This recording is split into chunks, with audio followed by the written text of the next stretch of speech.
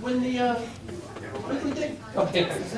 He produces comedy shows around town and was nominated for Best Comedy Show Production in the entire region. It's called Anderson Comedy. They do these great shows over at Great Scott and at various other places. And he's like one of the guys who's just like so nice. I've had him at my house.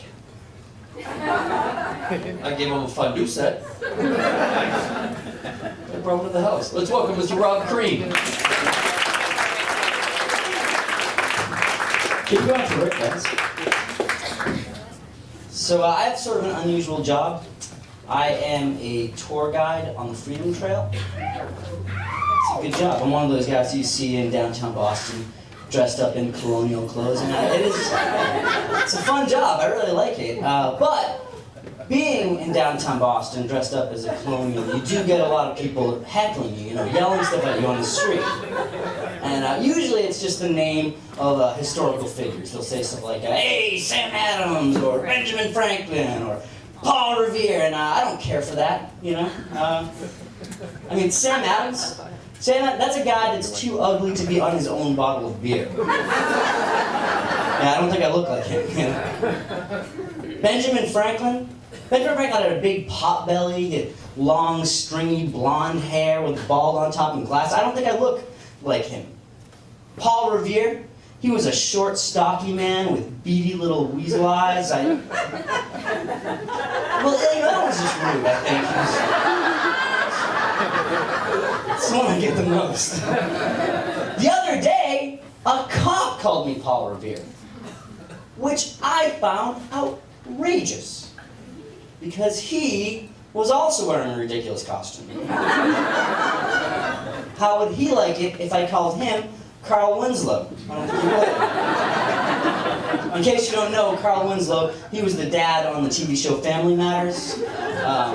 He was also the cop in the first Die Hard movie. I guess it may not be the same character, it's the same actor. I like to think it's the same character, I think it lends an extra level of gravity to all of his scenes with Urkel. In the back of his mind, he's thinking, yeah, I shot a kid. Makes him a little more serious. But I was walking on the street wearing my colonial costume one day, and this fella yells out at me. He yells out, "Hey, Paul Jackson!" Yeah, that's not a guy. It's not a historical figure. I wanted to make sure that was true before I said it on stage, so I looked up who Paul Jackson was on the internet. Turns out Paul Jackson is a playable character in the video game Call of Duty Modern Warfare. Yeah, really wrong.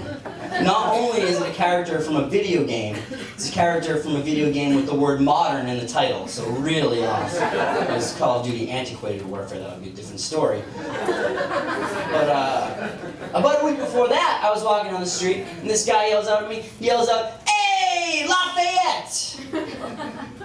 And Lafayette, sort of an obscure character, he was a French general who did fight in the American Revolutionary War, so it's a very accurate heckle, but man, that guy is well read for someone that yells at strangers on the street. They usually go together. But I've been doing a lot of these tours, and with the weather being as it is, it's sort of been starting to wear on my voice. I've been kind of starting to lose it a little bit. So the other day, I was in my colonial costume about to go do a tour, and I decided I would stop and get some tea for my voice. So I went into a coffee shop, ordered a large tea. It cost $1.90, which with tax came to $2.03, which kind of annoyed me, because now I have to carry around 97 cents of change in my goofy colonial costume. I think, why couldn't they just make the tea $1.87? Then with tax it would be exactly $2, And plus, my entire life here in Massachusetts, the state sales tax has been 5%. But they recently increased it to 6 1/4, and if it were still 5% at $1.90, that would be exactly $2. Then I realized that I was a guy in a colonial costume complaining about the tax on tea, and I figured I should stop.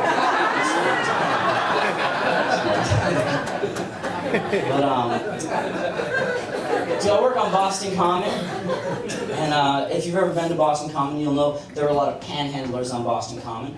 And I don't mind most of the panhandlers. I don't mind the homeless people, the crazy people. The only panhandlers that I do mind are just the hippies. They're just like, yeah, why not? Just gonna panhandle. Just, travel, whatever, I don't need to panhandle. I don't like them. I saw one of these hippies panhandling one day. I was walking towards him on the street, and I figured when I got to him, he would probably say, spare change, but he didn't. When I got to him, he looked me right in the eyes, and he said, Spange. He was too lazy to say spare change. You have to work really hard to be that lazy. Not work hard at all to be that good. There's no work there. But there's one panhandler that's on Boston Common a lot that I love to see. He looks great. First of all, he's got these thick glasses, big beard. But more importantly, he sounds great. And up until recently, I'd only ever heard him say variations on two themes. The first theme was he would say stuff like this. Do you have any change for me? Does anyone have any change? Do you guys have any change? The other variation was he'd say stuff like this. He'd say, do you have a cigarette for me? Does anyone have a cigarette? Do you guys have a cigarette? Which I think would be the best anti-smoking campaign, is that guy saying that. But recently, I saw him saying something completely different that I'd never heard him say before. He was saying this to everyone that walked by him. He was saying, are you from Watertown? Is anyone here from Watertown? Are you guys from Watertown? And I was near him for about a half an hour, and no one said yes! It was so frustrating, because I wanted to know how the rest of that conversation went. I don't know if he was looking for a ride. I like to think, though, if someone had said yes, he probably would have said something like, isn't Deluxe Town Diner great? Because that is, it's a good diner. Thanks a lot.